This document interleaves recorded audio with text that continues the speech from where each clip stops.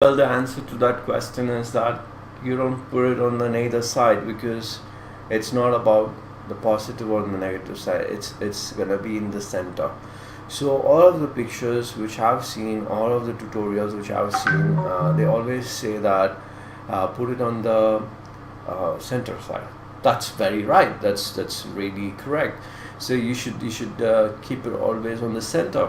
I'm gonna show you a picture over here. Now we can see that in this picture you have a 0, which is basically the center of this, and you have +2 and a -2. Basically, what they are trying to tell here is that you keep your presentation, or your picture should be in the center, where it is not overexposed, not underexposed as well. So it should be on the very neutral exposure. All right.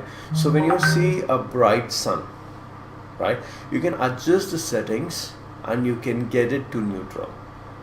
And then you see, for your eyes it is so bright, but actually on the picture you can see the sun roundness. So that's what the neutral side is. I hope you understand that.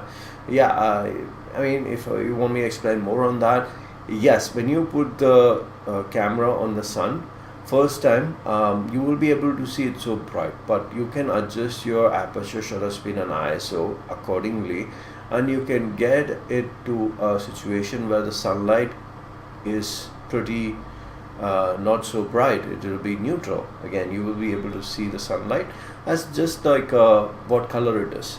If it is white, if you're taking the same sun on the evening, you will see it red, or in the morning you will see it yellowish.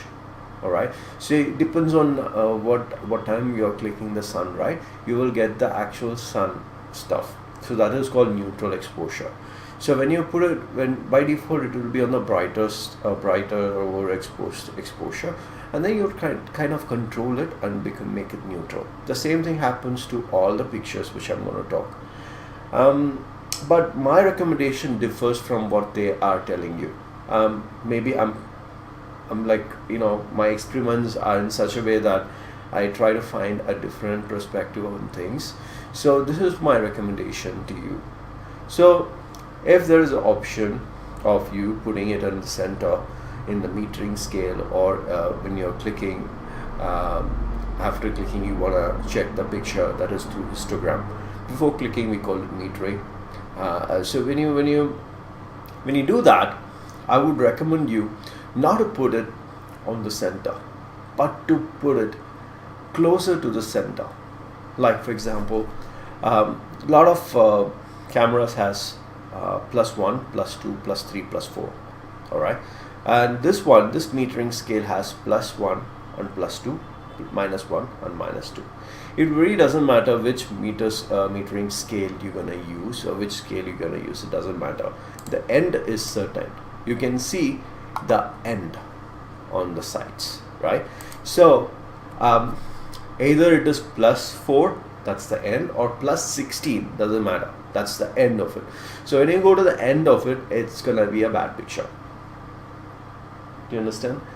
If you're gonna be on the plus side, close to the end of it, it's also gonna be a bad picture. But my recommendations are that rather than you keep it on the center, you keep it a bit on the right side, a bit on the left side. So as you can see over here, the point indicates the nearest possibly closest available exposure. Okay, I would say just put it over here. Now why would I say that? Now think about this. Now Photoshop lets you edit a picture towards 60%. So if you take a neutral picture, we can make it brighter, or you can make it darker, correct? So you get a 60% window, or sometimes 40% window on your picture. It depends on your camera completely. If you have a good camera, then you get 60%. If you have a very inexpensive camera, you get a 40% bandwidth of editing the picture, right? So if you take it neutral, you're gonna get that. Now what I say is put it on 0.5 here and there. Now remember, when I'm saying that put it on here and there 0.5 percentage, now think of what kind of a picture I'm asking you to put it on. Now for your eyes, a place is looking darker. Alright, now what you do is like you take your camera, that's the darker place is your subject. Alright, now you adjust it to the near zero. Now you either increase your ISO or decrease your shutter speed. You do either ways and you get it to the zero. Now instead of taking it in the zero, try to take it in, I'm sorry about that. So instead of taking it in zero, try taking it in point plus 5. That is plus 0.5. Sorry. So what I'm saying is like over here. Now what is that is why I'm saying that. Why I'm saying you to just increase a bit of a brightness and click the picture. It's very simple. Why you have to do that? It's because you go back with the same picture on Photoshop. You put it on Photoshop. Now you got like 60%. Now as the picture is dark, as the picture is dark, you cannot go darker, because the dark is available already because the picture itself is dark, but you cannot go brighter. Okay, if you go brighter you will get a lot of problems. But actually what you have done is like you have clicked the picture brighter already by tuning a little bit higher on your app, on your metering scale, saying that I want this picture to be little bright at the time of clicking the picture itself. So I get like extra 10% of brightness already in the picture. So now as the darkness is already available in the picture because the picture is dark, so you can go darker how much ever you want, but you can also got like 10% of brighter and even 30% of extra brightness you can get from that picture using Photoshop. Do you understand? So what you have to do is very simple. You just have to look at the metering scale and click the picture brighter in case of darker, and do the vice versa on the brighter picture. So you see for your eyes it's bright. So what you do is like instead of taking a picture on 0 scale, you take it a bit darker. Simple as that. So when you have editing in the Photoshop, you have this brightness width because the picture is already brighter, but you have taken it in a little bit of darkest surface and you have a bit of darkness as well in the picture. So this is how we set the EV compensation.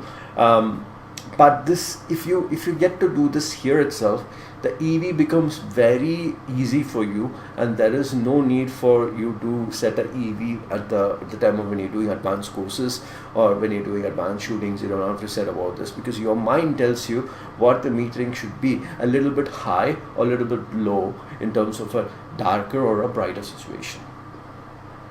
I hope this is much clear to you. If you have any questions, just comment it out, or you can just contact me on the number which is in the description, and I will for sure make sure that I get back to you with the possible explanation towards this concept.